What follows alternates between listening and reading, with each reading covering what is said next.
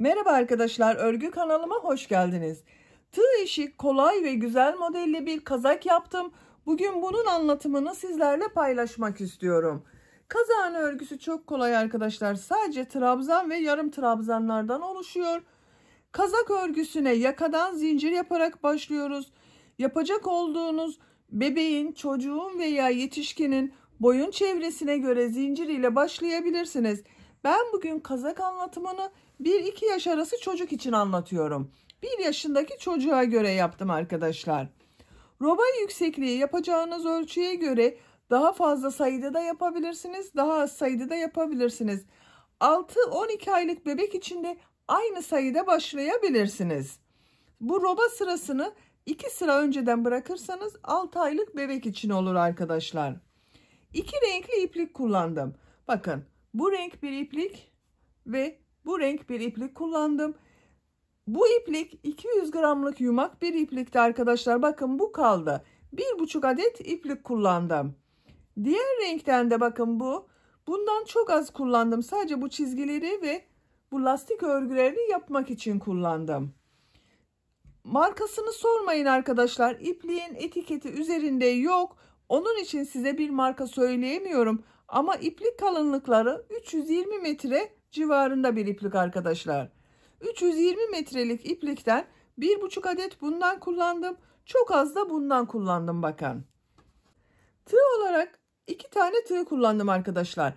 Kazak örgüsünde 5 numara 3 milimetre tığ kullandım. Bakın bu lastik örgüsünde biraz toplasın diye 4 numara 2,5 milimetre tığ kullandım.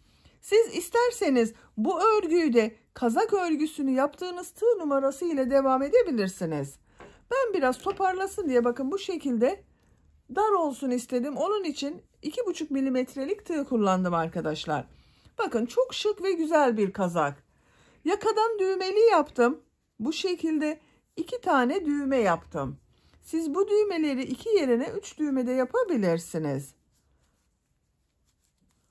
Kolların ucunda da burada yaptığım gibi 2 düz 1 ters lastik uygulaması yaptım. Yakada da aynısını yaptım. Bakın çok şık bir model oldu. Arka görüntüsü de bu şekilde kazağın arkadaşlar. Örgüye başlamadan önce kazağın ölçülerini de size söylüyorum. Fikriniz olsun. Gövde genişliğini ölçüyorum. Bu kol altından gövde genişliğini ölçüyorum.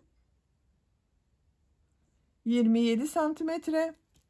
Yüksekliğini ölçüyorum.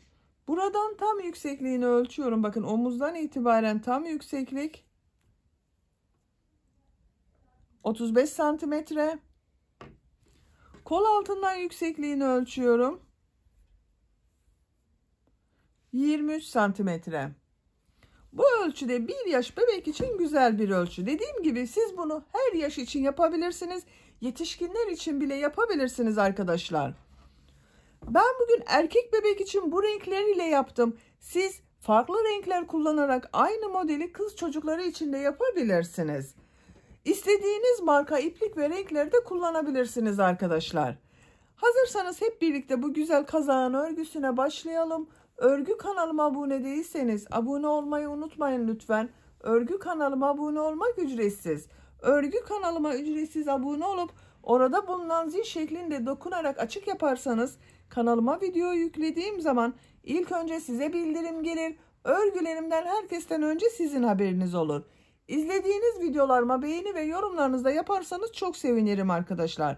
Örgü kanalıma ücretsiz abone olup beğeni ve yorumlarıyla da destek olan bütün arkadaşlara ayrıca teşekkür ederim. Hepinize kolay gelsin. İyi çalışmalar. Örgüye yakadan zincir yaparak başlayacağız.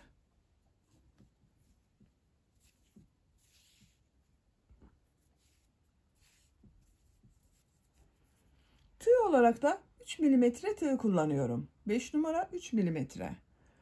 İlk ilmeği ben bu şekilde yapıyorum. Size nasıl kolay geliyorsa ilk ilmeği öyle yapabilirsiniz. Zincirleri yapmaya başlıyorum.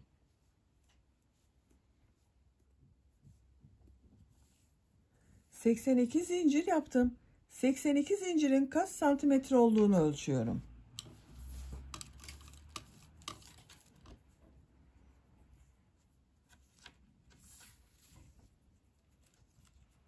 Örgüyü çektirmeden ölçüyorum. 33 santimetre zincir uzunluğu var arkadaşlar. Çok sıkı zincirler yapmadım bakın. Bu sırada bu zincirler üzerine trabzanlar yapacağız. Çok sıkı yapmazsanız bu zincirleri çok iyi olur. Bu trabzanları yaparken yaka ayrımlarında yapacağız. Ön bölümleri, kol bölümünü ve arka bölümü işaretleyeceğiz. 3 zincirde dönüş için yapıyorum. 1 2 3 85 zincir oldu bakın. Tığ üzerine iplik alıyorum. 3 ilmek atlıyorum. 1 2 3 4. ilmeğe trabzan yapıyorum. Bu 3 ilmek atladığımda bir trabzan bakın. 1 2 oldu. Ön bölüm için 10 trabzan yapıyorum. 1 2 3 4 5 6 7 8 9 10 10 trabzanı yaptım. 2 4 6 8 10. Bir zincir yapıyorum. Tığ üzerine iplik alıyorum. Arttırma yeri için bakın buraya 2 trabzan yapıyorum. Aynı ilmeğe yapmıyorum bakın. 1 yanında bulunan ilmeğe tekrar ikinci trabzanı yapıyorum. 2 trabzanı yaptım. Bir zincir yapıyorum. İpliği tığ üzerine alıyorum. Yanında bulunan ilmeğe kol bölümü için ilk trabzanı yapıyorum. Kol bölümü için 16 trabzan yapıyorum. 1 2 3 4 5 6 7 8 9 10 11 12 13 14 15 16. Kol bölümü için buraya 16 trabzan yaptım. Bakın bu bir zincirden sonra. Bir zincir yapıyorum. Tığ üzerine iplik alıyorum. Bu 2 ilmek üzerine trabzan yapıyorum. 1 2. Bir zincir yapıyorum. Arka bölüm için bakın yanında bulunan zincir üzerine trabzan yapıyorum. Arka bölüm için de 22 trabzan yapıyorum. 1 2 3 4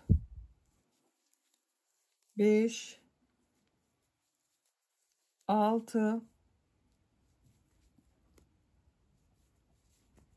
7 8 9 10 11 12 13 14 15 16 17 18 19 20 21 22. Arka bölüm için bakın bu bir zincirden sonra 22 trabzan yaptım. Bir zincir yapıyorum. 2 ilmeğe trabzan yapıyorum.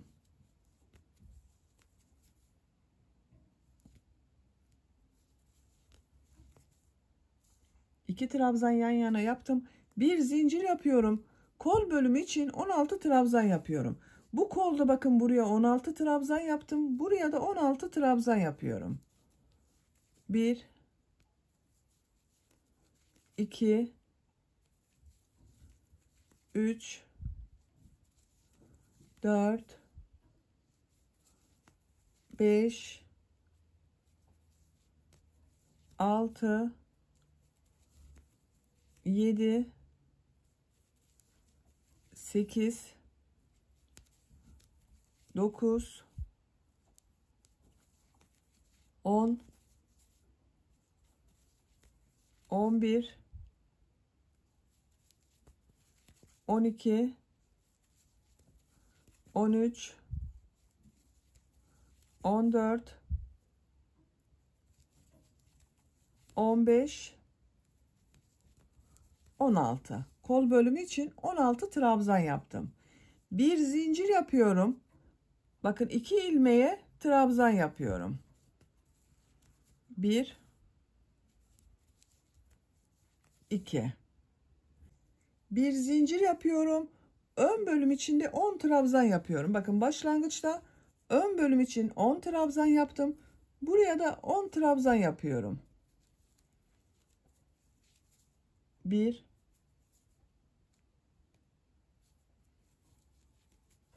2 3 4 5 6 7 8 9 10. Bu ilk sırada yaka ayrımlarını yaptık. Ön bölümler için 10 trabzan yaptım. Arttırma yeri için bakın buralarda 4 yerde ikişer trabzan yaptım arkadaşlar. Kol bölümü için 16'şar trabzan, arka bölüm için de 22 trabzan yaptım. Şimdi ikinci sırada bu 2 trabzan yaptığımız yerler vardı bakın arttırma yerinde. Bunları boşluktan alarak yapacağız. Diğer trabzanların üzerine trabzan yapacağız. Bir zincir yapıyorum, örgüyü çeviriyorum. İlk ilmek üzerine trabzan yapıyorum. Diğer ilmekleri de trabzan yapıyorum. Bakın sayalım. 1 2 3 4 5 6 7 8 9 10. Ön bölüm için 10 trabzanı yaptım. Bu bir zincir yaptığım yere geldim.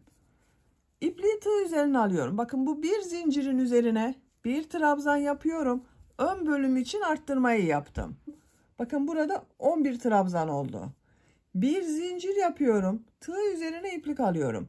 Burada bakın 2 trabzan yapmıştım. Bu trabzanları ters taraftan boşluktan alarak trabzan yapıyorum. Şu şekilde bakın tığ boşluğa takıyorum.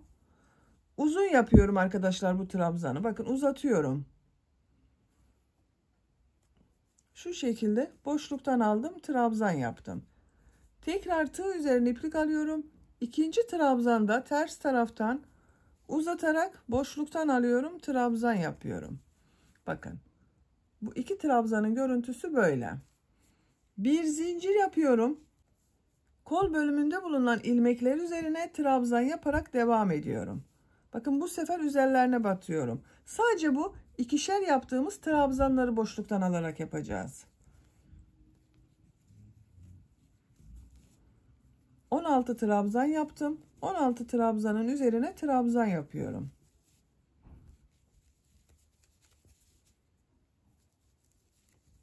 Bakın bir zincir yaptığım yere geldim.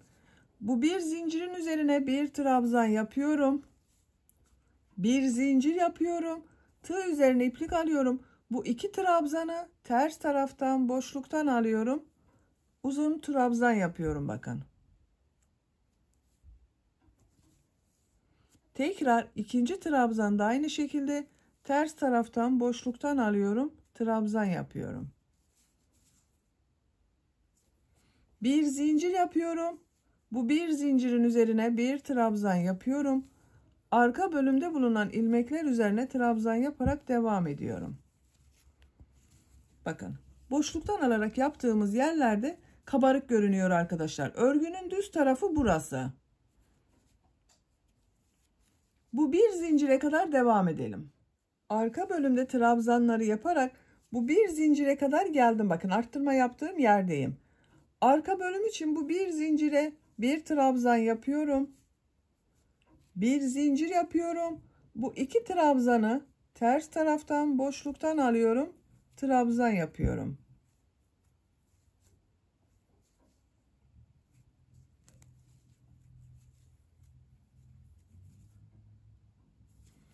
Bir zincir yapıyorum. Kol bölümü için bu bir zincir üzerine arttırma trabzanı yapıyorum. Diğer ilmeklere de trabzan yaparak devam ediyorum. Bu arttırma yerine kadar devam edelim. Arttırma yapacağım yere kadar kol bölümünde bakın trabzanları yaptım. Bu bir zincir üzerine kol bölümü için arttırma trabzanı yapıyorum. Bir zincir yapıyorum. Bu iki trabzanı ters taraftan boşluktan alıyorum, trabzan yapıyorum.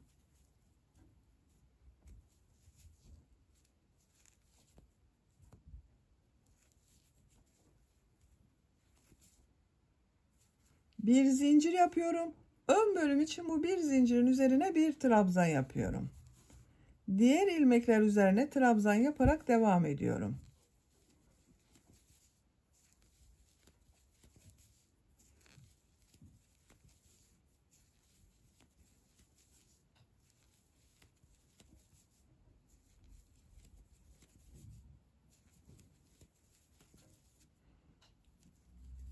Bakın, sıra sonunda bu 3 ilmek atlayarak yaptığım bir trabzan vardı. Trabzan sırasına başladığım yerde.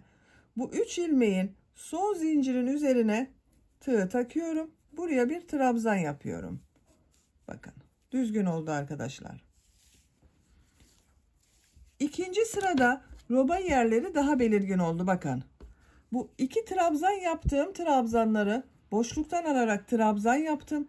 Diğer trabzanların üzerine trabzan yaptım. Görüntüsü böyle oldu.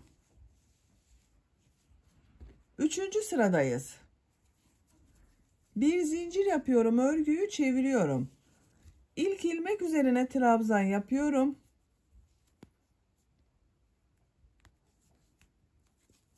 Diğer ilmekler üzerine de trabzan yaparak devam ediyorum. Bu bir zincir yaptığım yere kadar devam edelim.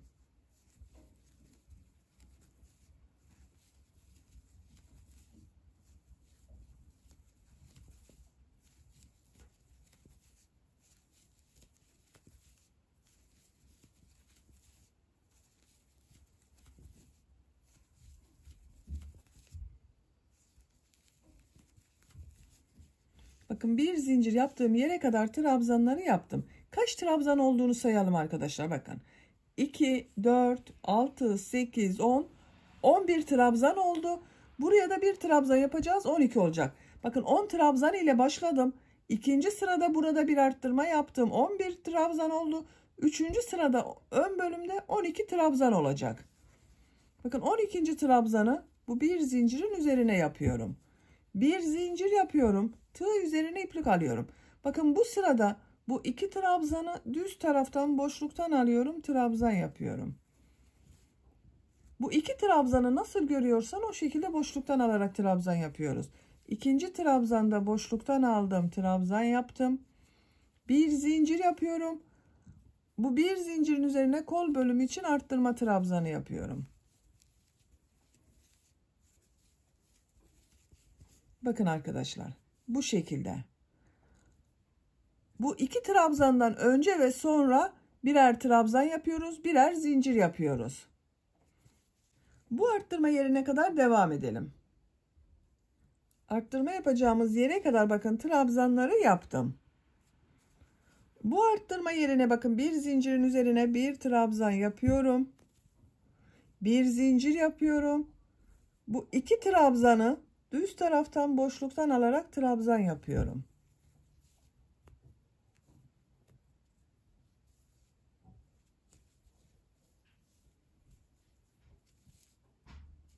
Bir zincir yapıyorum. Bir zincirin üzerine arttırma trabzanı yapıyorum. Diğer ilmeklere trabzan yaparak devam ediyorum. Bakın arkadaşlar. Buraya kadar devam edelim. Burada da yine bir zincirin üzerine bir trabzan yapalım. Bu 2 trabzanı boşluktan alıp trabzan yapalım. Bir zincir yapalım. Buraya arttırma trabzanı yapalım. Buraya kadar devam edelim. Burada da aynı şekilde bakın.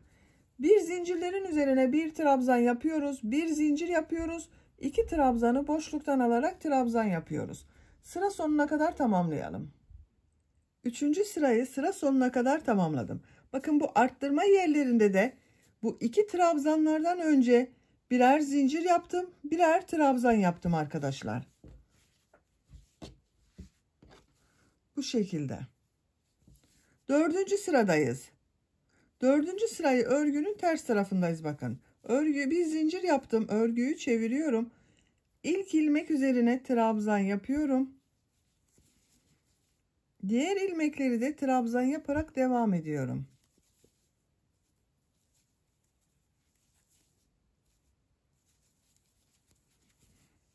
Arttırma yapacağımız buraya kadar devam edelim. Arttırma yapacağım yere kadar ön bölümde trabzanları yaptım. Bu bir zincir yaptığım yere geldim. Buraya ön bölüm için bir trabzan yapıyorum. Bir zincir yapıyorum. Örgünün ters tarafındayım. Bakın bu 2 trabzan diğer tarafta görünüyor. Örgünün ters tarafından boşluktan alıyorum. Trabzan yapıyorum. İkinci trabzanı da örgünün ters tarafından boşluktan alıyorum. Trabzan yapıyorum. 2 trabzanı bakın diğer taraftan boşluktan alarak trabzan yaptım. Bir zincir yapıyorum. Bu bir zincirin üzerine kol bölümü için bir trabzan yapıyorum. Diğer ilmekleri de trabzan yaparak devam ediyorum. Bakın arkadaşlar, bu arttırma yerlerinde burada yaptığımız 2 trabzanı boşluktan alarak trabzan yapıyoruz. Bir tarafta ters taraftan denk geliyor. Bakın bu sırada yaptığımız gibi. Düz tarafından yaparken düz taraftan denk geliyor. Bunları boşluktan alarak trabzan yapıyoruz. Bu 2 trabzandan önce bakın ve sonra birer zincir var. Birer de trabzan yapıyoruz buraya. Bu şekilde burada ve burada arttırmalar yaparak sıra sonuna kadar tamamlayalım. 4. sırada da sıra sonuna kadar tamamladım. Bakın bu arttırma yerlerinde yine aynı şekilde zincir ve arttırmalarımı yaptım arkadaşlar.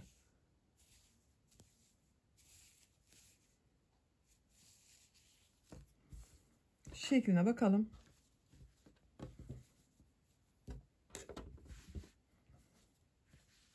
Açık olarak bakın görüntüsü böyle. Katladığımız zaman da bu şekilde görünüyor. Bakın robanın görüntüsü çok güzel oluyor.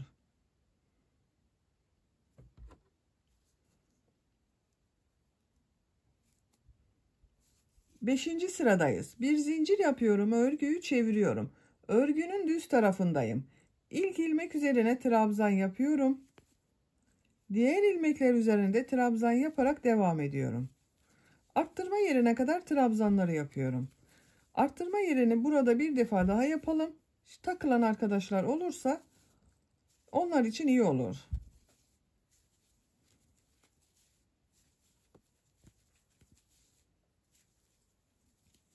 Trabzan yapıyoruz arkadaşlar. Bu arttırma yapacağımız yere kadar trabzanların üzerine trabzanlar yapıyorum. Bakın. Bu bir zincir yaptığım yere geldim. Buraya bir trabzan yapıyorum. Bir zincir yapıyorum. Bu 2 trabzanı düz taraftan boşluktan alıyorum. Trabzan yapıyorum. Uzatarak yapıyorum. Bakın bu boşluktan alarak yaptığım trabzanları uzatarak yapıyorum. Bir zincir yapıyorum. Bu bir zincirin üzerine arttırma trabzanı yapıyorum. Diğer ilmeklere trabzan yapıyorum. Bakın. Düz tarafından yaparken bu iki trabzanı düz taraftan boşluktan alıp trabzan yapıyoruz. Ters tarafından yaparken de ters taraftan boşluktan alıp trabzan yapıyoruz. Nasıl görüyorsak o şekilde arkadaşlar. Robanın örgüsü bu şekilde bu 4 noktadan arttırmalar yaparak devam edecek arkadaşlar. Yapacak olduğunuz bebeğin büyüklüğüne göre bu 4 noktadan düzenli arttırmalar yaparak robanın örgüsünü tamamlayalım. Roba bölümünün örgüsünü arttırmalar yaparak tamamladım. Kaç sıra roba yaptığımı sayıyorum. 2, 4, 6, 8, 10, 12, 13 sıra. 13 sıra roba var arkadaşlar. Santimetre olarak da ölçüyorum. Şu şekilde bakın ölçüyorum. 11 santimetre yükseklik var. Benim yapacağım ölçü için yeterli. Burada bitirmiyorum. İlk önce bu ön bölüme düğme için düğme patları yapıyorum. Bakın düğme patını buraya yapıyorum. Diğer tarafa da düğme için düğme iyilikleri yapacağız. Burada bitirdim. Bakın örgünün düz tarafı burası. Bu uçta bitirdim. Açık olarak da görelim. Bakın arkadaşlar. Açık olarak da böyle.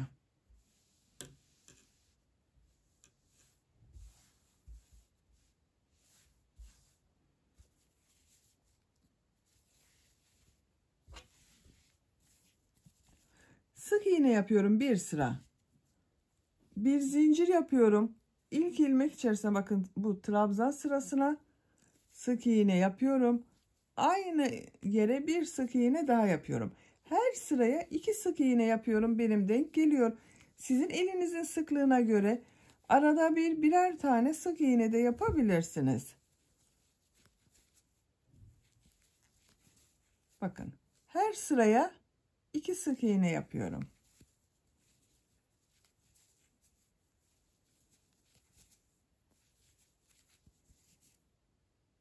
Yaka başlangıcına kadar devam edelim. Yaka başlangıcı yaptığım yere kadar bakın bir sıra sık iğne yaptım. Bir zincir yapıyorum. Örgüyü çeviriyorum. Sık iğnelerin üzerinden yarım trabzan yapıyorum. İlk ilmek üzerine yarım trabzan yapıyorum. Yarım trabzanı bakın bu şekilde yapıyorum. Tığ üzerine iplik alıyorum. Trabzan yapıyor gibi ilmek aldım. Bir defa da içinden çıkarıyorum bakın.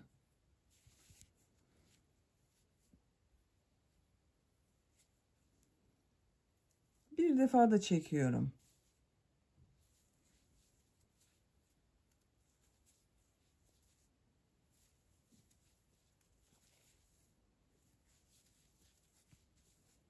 Yarım trabzanlar yapıyoruz. Sıra sonuna kadar devam edelim. Yarım trabzanlar yaparak sıra sonuna kadar tamamladım. Bir zincir yapıyorum. Örgüyü çeviriyorum. Bunun üzerinden bir sıra daha yarım trabzan yapıyorum. İlk ilmek üzerine yarım trabzan yapıyorum. Diğer ilmekleri de yarım trabzan yaparak devam ediyorum.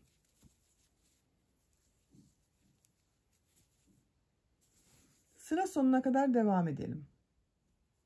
Üçüncü sırada yarım trabzanlar yaparak sıra sonuna kadar tamamladım. İpliği kesiyorum.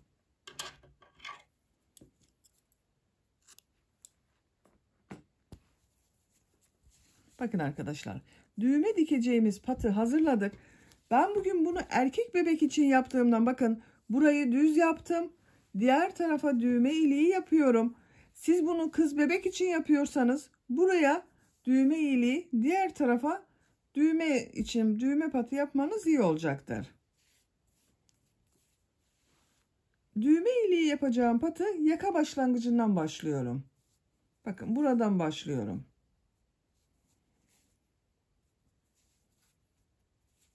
Bir zincir yaptım, sağlamlaştırdım. Sık iğne sırası yapıyorum.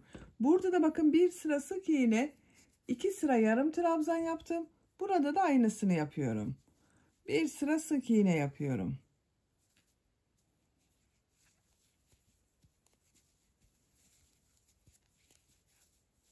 Sıra sonuna kadar devam edelim.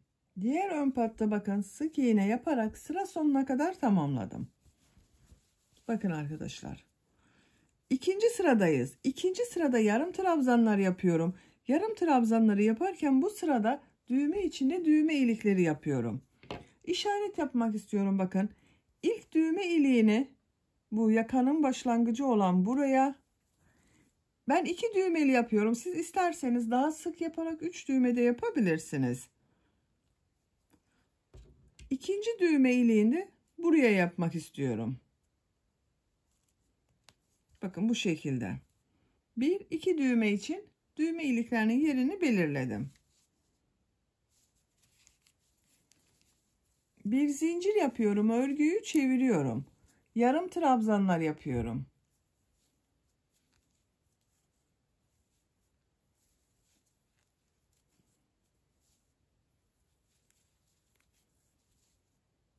Bu ilk işaret yaptığım yere kadar yarım trabzanlar yapıyorum.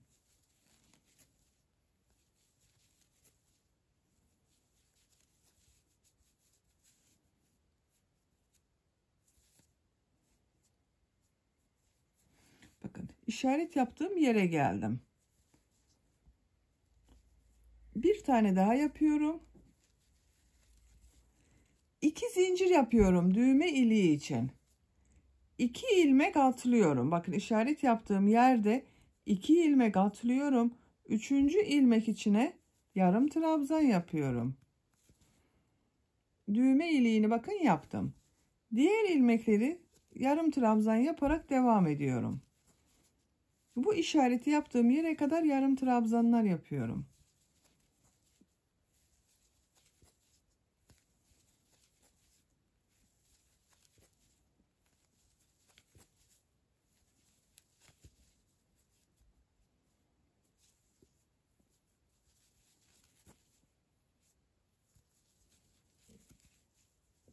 Bakın diğer işaret yaptığım yere geldim. 2 zincir yapıyorum düğme iliği için. Tığ üzerine iplik alıyorum. 2 ilmek atlıyorum. 3. ilmeğe yarım trabzan yapıyorum. Son ilmek içine de bir yarım trabzan yapıyorum. Bakın arkadaşlar, düz tarafından böyle. Bir buraya düğme iliği yaptım. Bir de buraya düğme iliği yaptım. Bir zincir yapıyorum. Örgüyü çeviriyorum. Yine yarım trabzan sırası yapıyorum. İlk ilmek içine yarım trabzan yapıyorum. Bakın bu 2 zincir yaptığım yere 2 yarım trabzan yapıyorum. Diğer ilmekler üzerine birer defa yarım trabzan yapıyorum.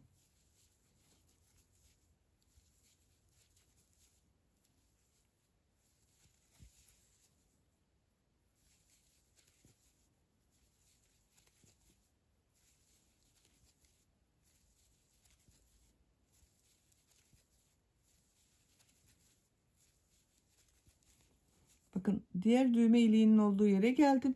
2 zincir üzerine 2 yarım trabzan yapıyorum. Diğer ilmekler üzerine birer defa yarım trabzan yapıyorum.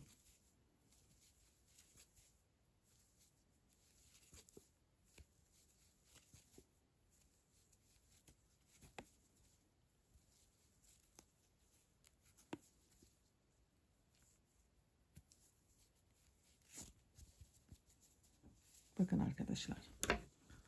Düğme iliğinin olduğu yeri yaptık.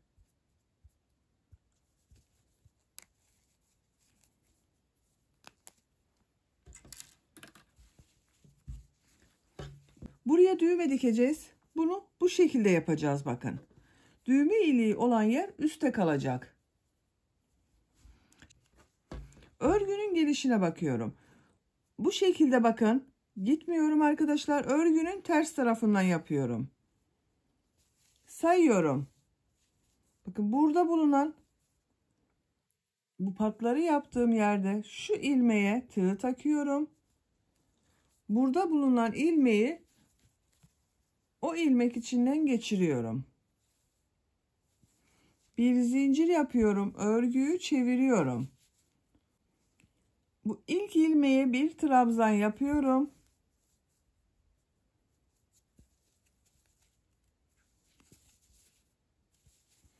Diğer ilmekleri de trabzan yaparak devam ediyorum.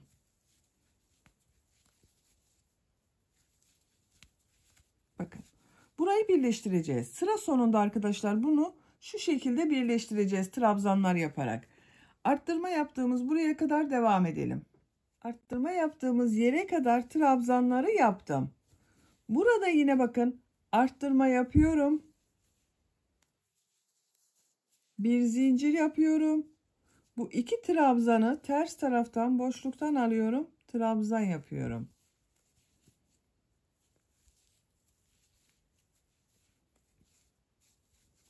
Bir zincir yapıyorum. Arttırma trabzanı yapıyorum. Diğer ilmeklere trabzan yaparak devam ediyorum. Yine arttırmalara devam ediyoruz arkadaşlar. Bakın kazağın şekli böyle.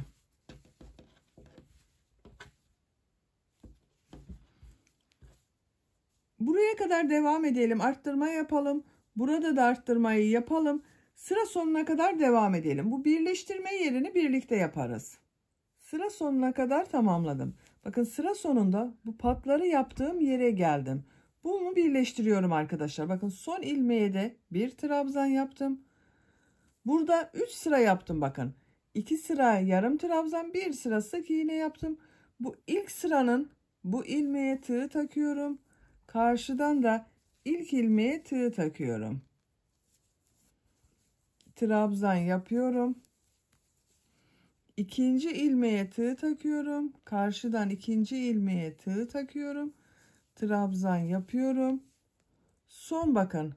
Bu ilmekle karşıyı da birleştiriyorum. Son ilmek ile burada yaptığım ilk trabzan ilmeği var bak. Bir zincir yaparak bir trabzan yaptım. Bu ilmek ile birleştiriyorum. İlmek kaydırma yaparak sırayı birleştirdim. Bakın böylece patları da birleştirmiş olduk arkadaşlar. Buranın görüntüsü böyle bakın. Düğmesini de diktiğimiz zaman burası güzel olacak. İpliği burada kesiyorum. Artık örgüye gövdenin örgüsüyle devam edeceğiz. Kol altından başlayacağız.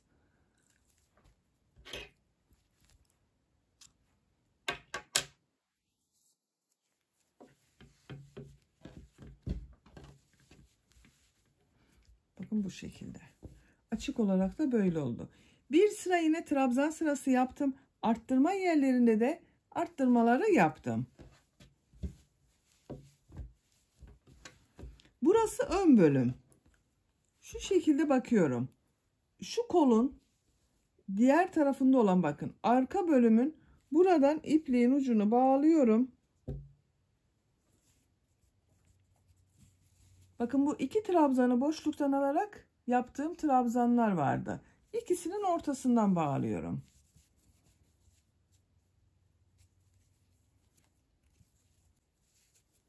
Buradan bir ilmek yapıyorum. Bir zincir yapıyorum. Bakın bu bir trabzan var. Boşluktan alarak ikisinin ortasından bağladım ipliği arkadaşlar. Bu trabzanı boşluktan alıyorum. Trabzan yapıyorum. 2 zincir yapıyorum kol altı için. Çok sıkı yapmıyorum zincirleri. Bir sonraki sırada üzerine trabzan yapacağız. Tığ üzerine iplik alıyorum. Kol bölümünde bulunan bütün trabzanları atlıyorum. Kol ile bakın bu ön bölümü ayıran bu arttırma yerinde bulunan bu iki boşluktan aldığım trabzanı boşluktan alıyorum. Trabzan yapıyorum. İkinci trabzan da aynı şekilde boşluktan alıyorum. Trabzan yapıyorum. Tığ üzerine iplik alıyorum. Arttırma yerine bir arttırma trabzanı yapıyorum. Diğer ilmekleri de yarım trabzan yaparak devam ediyorum. Artık örgüye yarım trabzan olarak yapıyoruz. Gövde bölümünün örgüsünü yarım trabzan şeklinde yapıyoruz arkadaşlar. Trabzan sırasını burada bitirdim. Bakın her ilmeğe bir yarım trabzan yapıyorum. Bir defa da çıkarıyorum trabzana.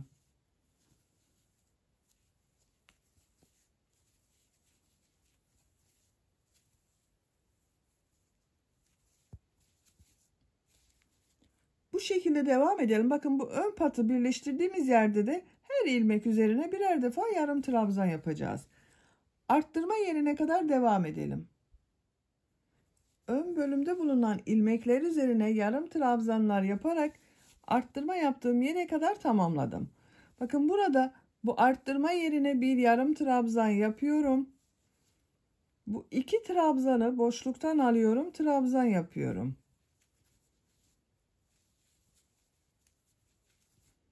Kol altı için 2 zincir yapıyorum. Tığ üzerine iplik alıyorum. Kolda bulunan bütün ilmekleri atlıyorum. Bakın bu arttırma yerinde bulunan boşluktan alarak yaptığım trabzanı boşluktan alarak trabzan yapıyorum. İkinci trabzanda boşluktan alıyorum, trabzan yapıyorum. Tığ üzerine iplik alıyorum. Arttırma yerine yarım trabzan yapıyorum. Diğer ilmekleri de yarım trabzan yaparak devam ediyorum.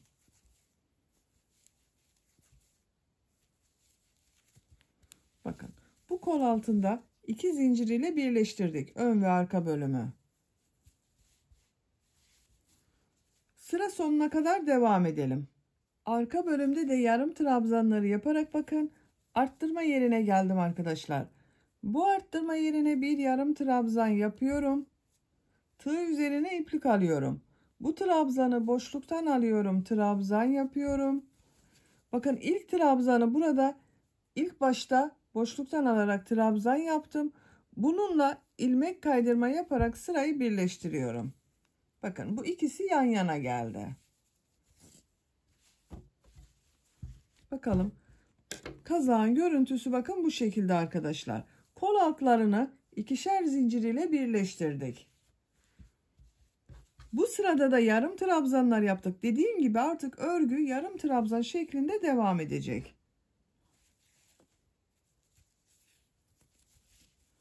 Bir zincir yapıyorum. Aynı ilmek içine bir yarım trabzan yapıyorum. Bu kol altında 2 zincir yaptım. Bu zincirlerin her zincir üstüne 2 yarım trabzan yapıyorum. Arttırma yapıyorum. Bakın 1 2. İkinci zincir üzerine de 2 yarım trabzan yapıyorum. 1 2. Diğer ilmekler üzerine birer defa yarım trabzan yapıyorum.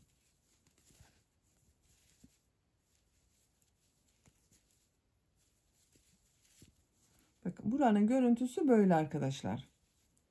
Diğer kol altına kadar devam edelim. Kol altı için yaptığım 2 zincire kadar bakın yarım trabzanları yaptım. Bu 2 zincir üzerine her zincir üzerine 2 yarım trabzan yapıyorum.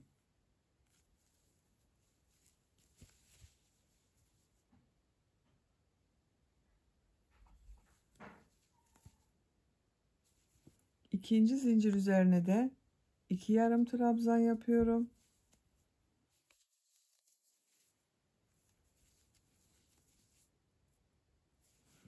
Diğer ilmekler üzerine birer defa yarım trabzan yapıyorum.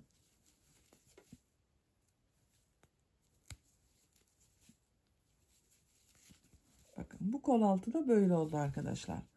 Şöyle katladığımız zaman görüntüsü böyle. Sıra sonuna kadar devam edelim. Yarım trabzanlar yaparak sıra sonuna kadar tamamladım. Son ilmeği burada yaptığım bakın ilk ilmek vardı. Bir zincir yaparak yarım trabzan yaptım. Bu ilmek ile ilmek kaydırma yaparak sırayı birleştiriyorum. Tekrar bir kazağın şekline bakalım. Bakın arkadaşlar. Gövde bölümünün örgüsü artık bu son sırada yaptığımız sayı ile devam edecek.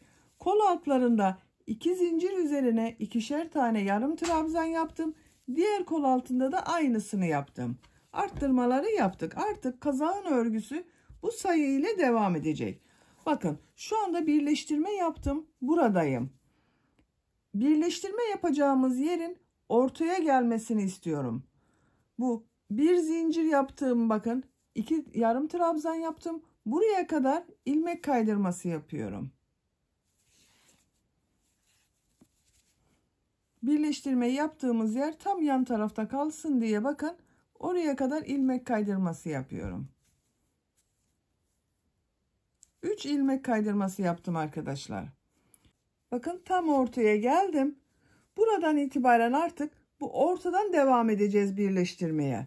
Ben burada renk değiştirmek istiyorum. Bakın bu renk ile çizgiler yapmak istiyorum arkadaşlar. Siz tek renk yapıyorsanız burada bir zincir yapıp yarım trabzan şeklinde devam edebilirsiniz. Ben bu renk ile arada çizgiler yapmak istiyorum.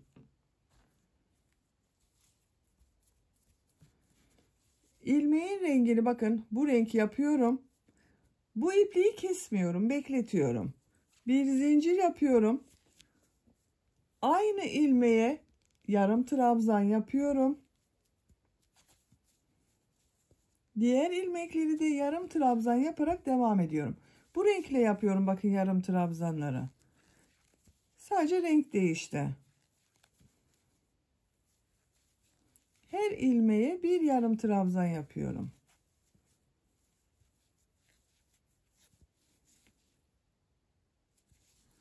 Yarım trabzanlar yaparak sıra sonuna kadar devam edelim. Sıra sonuna kadar bu renk ile bakın yarım trabzanlar yaparak tamamladım.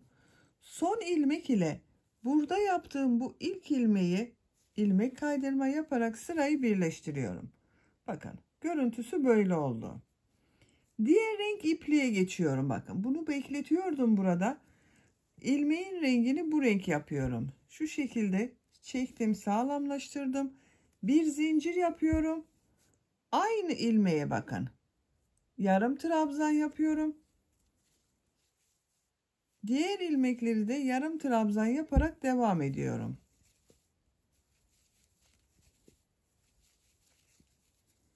Bakın birleştirme yaptığımız yer böyle. Bu ipliği bekletiyorum. Bir sonraki sırada bu iplik ile devam ediyorum. Sıra sonuna kadar devam edelim. Sıra sonuna kadar tamamladım. Son ilmek ile bu ilmeği ilmek kaydırma yaparak sırayı birleştiriyorum. Şu ipliği de üste arıyorum bakın arkadaşlar. O ipliğe geçiş yapacağız. Şu şekilde birleştirdim. İpliğin rengini bakın bu renk yapıyorum. Bir zincir yapıyorum. İlk aynı ilmek içine bir yarım trabzan yapıyorum. Diğer yarım trabzanların üzerine de yarım trabzan yapıyorum.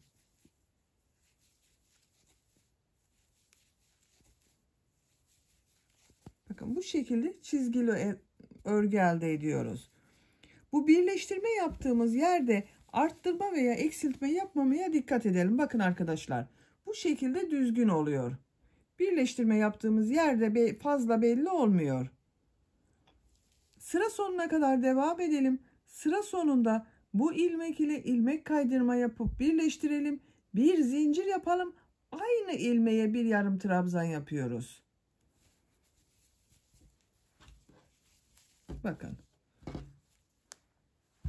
Bu iki renkle gövde bölümünün örgüsü devam edecek arkadaşlar. Birkaç sırada sayıp yaparsanız daha düzgün olur. Arttırma veya eksiltme yapmadığınızı kontrol edebilirsiniz arkadaşlar. Bazı arkadaşlar burada fazladan arttırma yapıyorsunuz. Burasının görüntüsü eğik oluyor. Yorumlardan öyle sorular da geliyor bana, neden oldu acaba diye. Bu birleştirme yaptığınız yerde bir hata yapıyorsunuzdur arkadaşlar. Bakın benim gayet düzgün görünüyor. Eksiltme veya arttırma yapmadım. Gövde bölümünün örgüsünün yarısını bu yaptığım gibi çizgili, diğer yarısında düz yapmak istiyorum.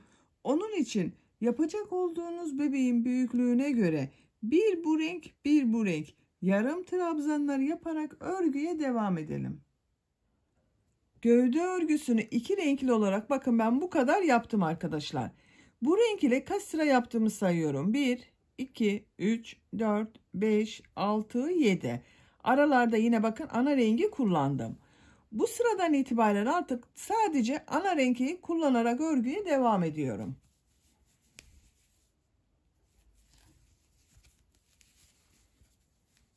Bir zincir yapıyorum. İpliği tığ üzerine alıyorum. Bu ilk ilmek üzerine bakın aynı renk ile devam ediyorum. Diğer rengi kullanmıyorum artık. Bu şekilde. Gövde bölümünün örgüsü artık tek renk olarak devam edecek arkadaşlar.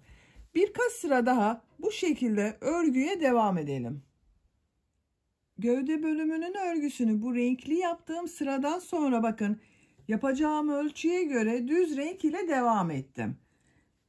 Kol altından sonra kaç sıra yaptığımı sayıyorum arkadaşlar. 1, 2, 3, 4, 5, 6, 7, 8, 9, 10, 11, 12, 13, 14, 15, 16, 17, 18, 19, 20, 21, 22, 23, 24, 25, 26, 27, 28, 29, 30, 31, 32, 33. 33 sıra yarım trabzan sırası yaptım. Bu yükseklik benim için yeterli yapacağım ölçü için. Santimetre olarak da ölçüyorum. Ölçtüğüm zaman şöyle 19 santimetre yükseklik var. Burada bitirmiyorum. Bu uç bölüme bu renk ile lastik örgüsü yapıyorum arkadaşlar. Bakın buraya kadar 3 milimetre tığ kullandım.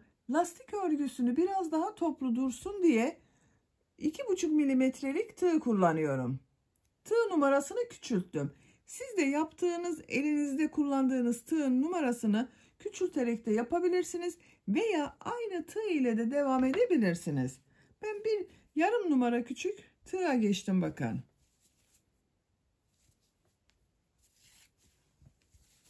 Burada ilmeğin rengini bu renk yapıyorum. Bir zincir yapıyorum. Aynı ilmek içine trabzan yapıyorum.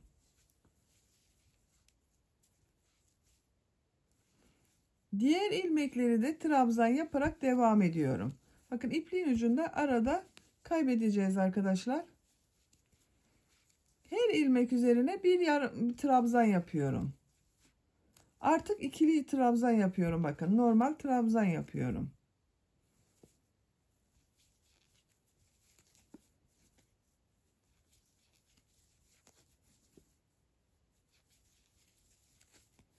Bu şekilde. Sıra sonuna kadar devam edelim. Trabzanlar yaparak sıra sonuna kadar tamamladım. Son ilmek ile ilk ilmeği ilmek kaydırma yaparak sırayı birleştiriyorum. Bakın burayı birleştirdim. Bir sıra trabzan sırası yaptım. Şimdiki sırada bu yaptığım trabzanları 2 düz 1 ters boşluklardan alarak trabzan yapıyorum.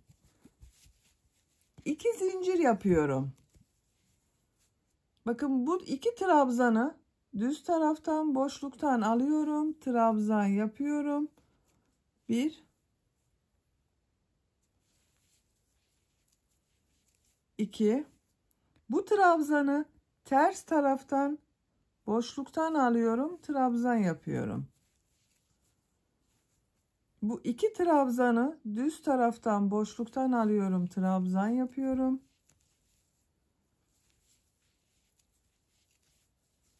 Bu trabzanı ters taraftan boşluktan alıyorum. Trabzan yapıyorum.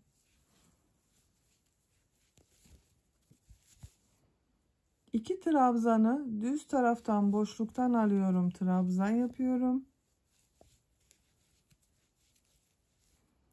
Ters taraftan boşluktan alıyorum. Trabzan yapıyorum.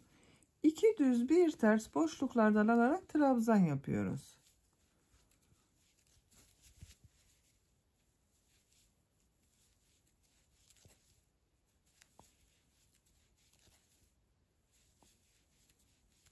Bakın.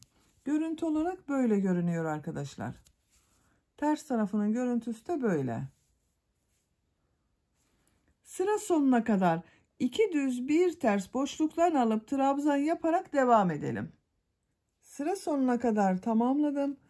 Son trabzanları bakın 2 trabzanı düz taraftan boşluktan aldım, trabzan yaptım.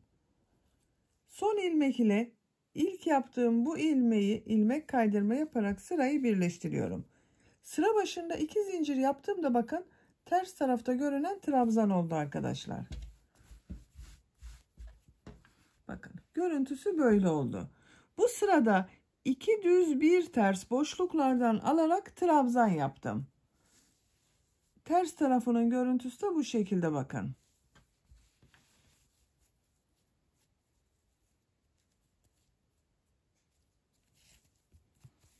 İki zincir yapıyorum. Bu iki zincirler ters tarafta görünen trabzan oluyor. Bu sırada Bu boşluktan alarak yaptığım trabzanları nasıl görüyorsam o yönde boşluktan alarak trabzan yapıyorum. Bakın bu iki trabzan düz görünüyor. Düz taraftan boşluktan alıyorum, trabzan yapıyorum.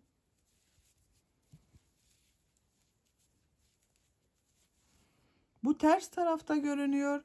Ters taraftan boşluktan alıyorum, trabzan yapıyorum. Düz görünüyorlar bak bu iki trabzan. Düz taraftan boşluktan aldım, trabzan yaptım. Ters taraftan boşluktan alıyorum, trabzan yapıyorum. Nasıl görüyorsam o yönde boşluktan alarak trabzan yapıyorum.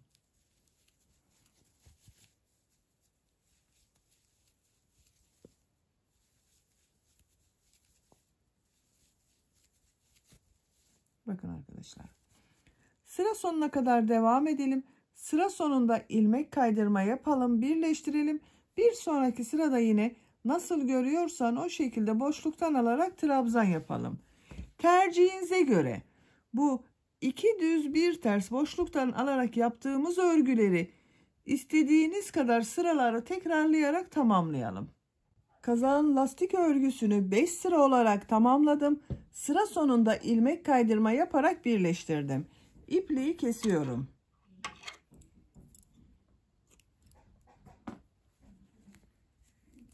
Bakın arkadaşlar. Başlangıçtan itibaren 1, 2, 3, 4, 5 sıra oldu. Siz tercihinize göre bunu 6 sırada yapabilirsiniz. Ben 5 sırayı yeterli gördüm bakın. Bu kazak büyüklüğüne göre 5 sıra yeterli. Şimdi kollarını yapalım. Bakın kol ucunun birisini bu şekilde yaptım. Diğer kolunun ucunu sizinle birlikte yapalım arkadaşlar. Ana renkle bakın. Bu renk ile bir sıra trabzan sırası yapıyorum burada. Bu renkli ipliğe geçmeden önce bir sıra trabzan sırası yapıyorum. Kol altında bulunan bakın bu ilmekten ipliği bir defa bağlıyorum.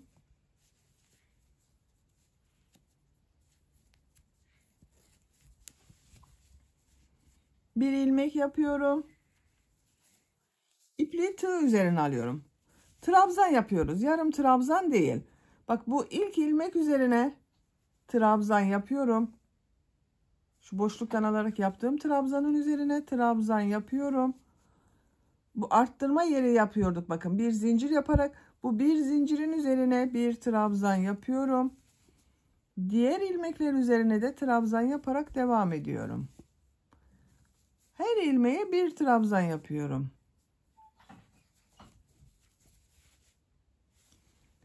Kol çevresinde trabzanlar yaparak sıra sonuna kadar devam edelim. Kol çevresinde trabzanlar yaparak sıra sonuna kadar tamamladım. Sıra sonunda bakın yine bu ilmekler üzerine de trabzan yaptım. En son ilmek ile burada başladığım bu ilk ilmeği ilmek kaydırma yaparak sırayı birleştiriyorum. Bakın düz bir görüntü elde ettik burada arkadaşlar. Trabzan sırası yaptım. Bu renk ipliği burada kesiyorum. Diğer renge başlıyorum. Bakın bunun gibi lastik örgüsü yapacağız.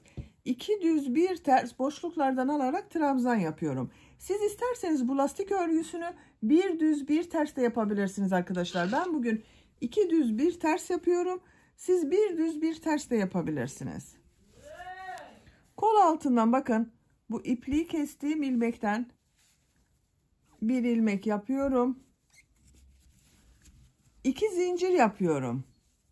Gördüğüm bu ilk trabzanı bakın boşluktan alıyorum. Trabzan yapıyorum. İkinci trabzanı da boşluktan alıyorum. Trabzan yapıyorum. 2 düz trabzan yaptım bakın boşluktan alarak. Bu trabzanı ters taraftan boşluktan alıyorum. Trabzan yapıyorum.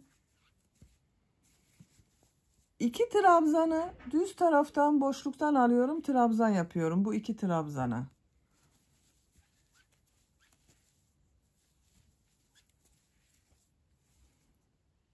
Ters taraftan boşluktan alıyorum. Trabzan yapıyorum. 2 trabzanı düz taraftan boşluktan alıyorum. Trabzan yapıyorum. Burada tığ değiştirmedim arkadaşlar. 3 milimetrelik tığla yapıyorum. Bakın burayı 2,5 milimetre tığ ile yaptım biraz toplasın diye. Kol lastiğinde değiştirmiyorum. 3 milimetrelik tığ ile devam ediyorum. Ters taraftan boşluktan alıyorum, trabzan yapıyorum. 2 trabzanı düz taraftan boşluktan alıyorum, trabzan yapıyorum. Sıra sonuna kadar devam edelim. Sıra sonuna kadar geldim. Sıra sonunda bakın 1, 2, 3, 4 trabzan kaldı arkadaşlar. Burayı ayarlamasını size göstermek istiyorum. Bakın benim burada 3 trabzan olması gerekiyor. 1 ters 2 düz yapacağız. 1 trabzan fazla. Bakın bu 2 düz trabzandan sonra bu 2 trabzanı ters taraftan boşluktan alıyorum. Birlikte alıyorum.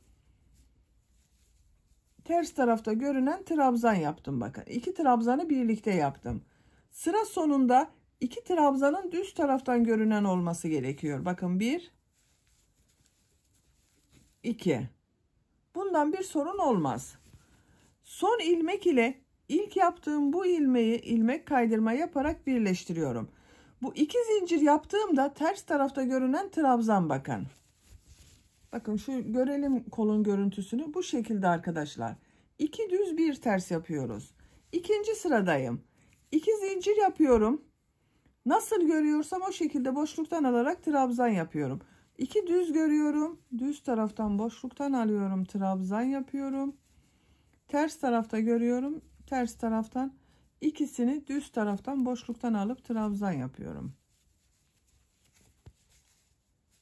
Bu şekilde sıra sonuna kadar devam edelim. Sıra sonunda ilmek kaydırma yapalım. Birleştirelim. Bir sonraki sırada yine 2 düz 1 ters nasıl görüyorsan o şekilde devam edelim. Ben bu kolun örgüsünü bakın 1, 2, 3 sıra yaptım. Bunu da 3 sıra yapıyorum. Siz tercihinize göre bunu 4 sırada yapabilirsiniz. Kolun örgüsünü tamamlayalım gelelim.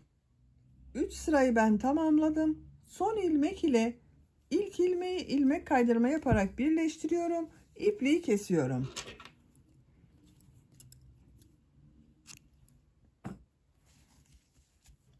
Bakın arkadaşlar. 1, 2, 3 sıra oldu.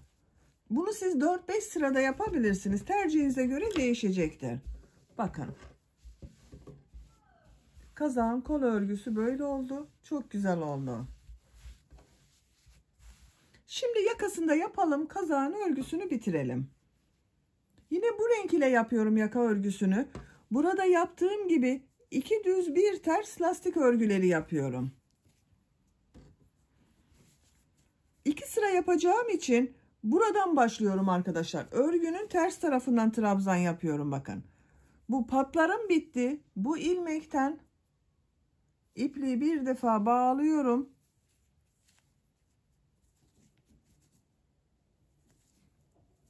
Bir zincir yaptım, sağlamlaştırdım. Aynı ilmeğe trabzan yapıyorum. Bu bir trabzan oldu bakın. Bir. Her ilmeğe bir trabzan yapıyorum.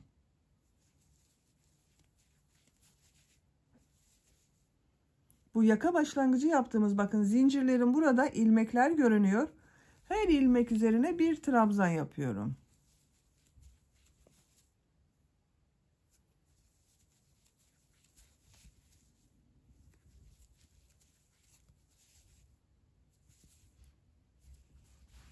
Düz taraftan görüntüsü böyle. Diğer patım buraya kadar her ilmeğe birer defa trabzan yaparak devam edelim. Yakanın çevresinde bir sıra trabzan yaparak bakın diğer patın olduğu yere kadar tamamladım.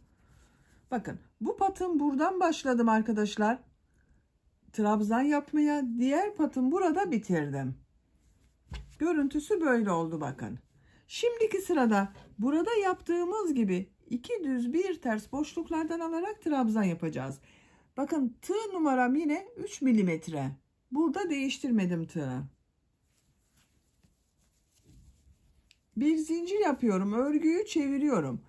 Burada bir eğim olmasını istiyorum arkadaşlar. Bu yakanın bu başlangıcında ve sıra sonunda eğimli bir yaka yapmak istiyorum. Onun için bu ilk trabzanı atlıyorum bakın. İkinci trabzanı düz taraftan boşluktan alıyorum. Trabzan yapıyorum. İkinci bakın bu trabzanı da düz taraftan boşluktan aldım. Trabzan yaptım.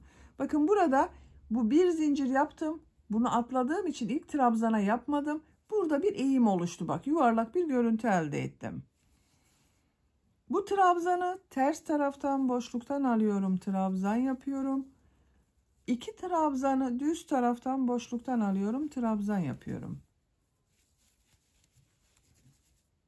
Ters taraftan boşluktan alıyorum. Trabzan yapıyorum. 2 trabzanı düz taraftan boşluktan alıyorum. Trabzan yapıyorum.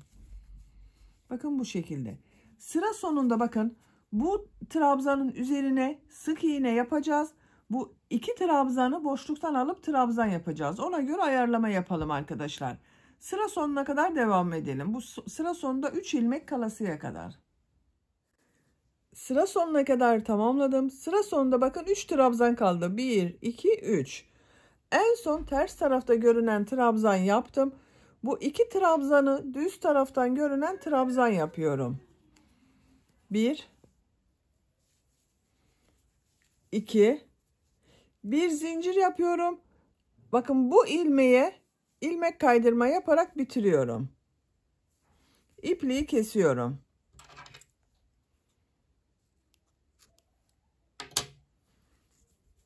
Bakın eğimli bir görüntü oldu arkadaşlar burada. Örgünün ters tarafından ipliğin ucunu bakın kaybediyorum.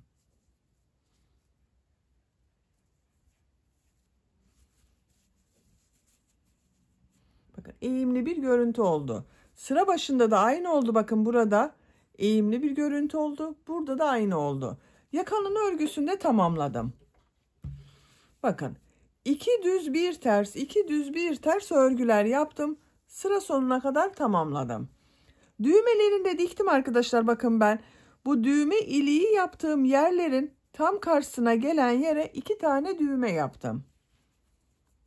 Şu şekilde takıyorum. Bakın kazak çok güzel oldu gördüğünüz gibi. Arka görüntüsü de böyle.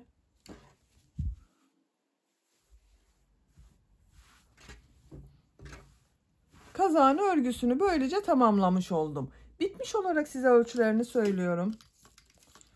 Kol altının buradan gövde genişliğini ölçüyorum. 27 santimetre. Yüksekliğini ölçüyorum. Kol altının buradan yükseklik 23 santimetre. Tam yüksekliğini ölçüyorum. Bakın omuzdan uç noktaya kadar olan yükseklik 35 santimetre. Bu ölçüde bir yaş bebek için çok güzel oldu. Bakın çok şık bir kazak oldu arkadaşlar.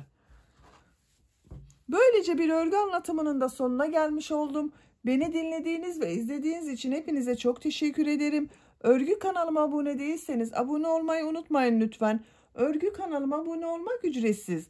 Örgü kanalıma ücretsiz abone olup orada bulunan zil şeklinde dokunarak açık yaparsanız kanalıma video yüklediğim zaman ilk önce size bildirim gelir. Örgülerimden herkesten önce sizin haberiniz olur. İzlediğiniz videolarıma beğeni ve yorumlarınızı da yaparsanız çok sevinirim arkadaşlar. Sizlerle yeni örgülerde görüşmek dileğiyle. Hoşça kalın, sevgiyle kalın.